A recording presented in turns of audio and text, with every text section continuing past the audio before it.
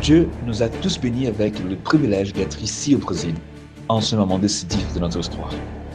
Il n'est pas exagéré de classer cette courte période de quelques mois comme un temps qui entrera dans les annales de l'Occident. Car ce 7 septembre, nous verrons quelque chose qui n'a jamais été vu auparavant. Quelque chose de mythique, d'épique, quelque chose de biblique. Rassemblons-nous par millions par nous transmettre un message formidable au monde. Mais un message d'amour avant tout. Un message de confiance les uns vers les autres, de fraternité et patriotisme. Des joies d'être brésilien dans ce Brésil qui s'éveille enfin, qui prend conscience de sa force énorme, sa capacité dévastatrice de faire le bien, inégalé par aucune nation sur cette petite planète. Ces jours-là nous montrerons au monde une gigantesque anti-révolution. Nous resterons avec amour, avec une suprême affection, avec Dieu dans nos cœurs. Notre démocratie affable.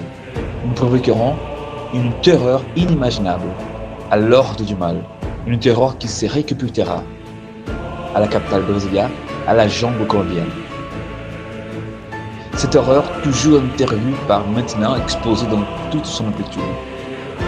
Je ne fais pas ici un discours pacifiste, et je ne songe pas non plus chanter l'hymne pour désarmer les gangs qui nous oppriment. Rien de cela. S'il faut, nous le leverons avec fierté et défendrons nos proches, nos enfants, notre famille, notre nation, au nom de Dieu. Dans ces beaux jours-là à venir, nous allons démanteler l'esprit combatif et déjà aussi lent de l'ennemi. Nous forcerons le mal à une réticente et détestée soumission par la puissance de notre cœur, par la beauté de nos couleurs, par la fureur de notre clameur.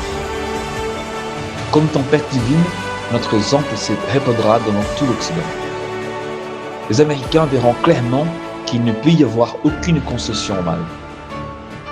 Les Européens s'y verront de leur chaîne et embrasseront leurs braves frères d'outre-Atlantique.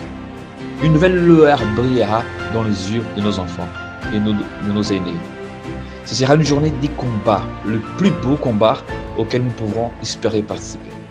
Un combat d'hommes fiers, libres, forts et déterminés. Des hommes humbles, soumis uniquement à la volonté de Dieu. Et ainsi inébranlables. Des hommes imbattables. Un jour de fierté, de beauté suprême, de musique d'entendard, de poésie et d'espoir. Une journée divine. Le 7 septembre 2021 du Brésil, soyez les héros de cette histoire.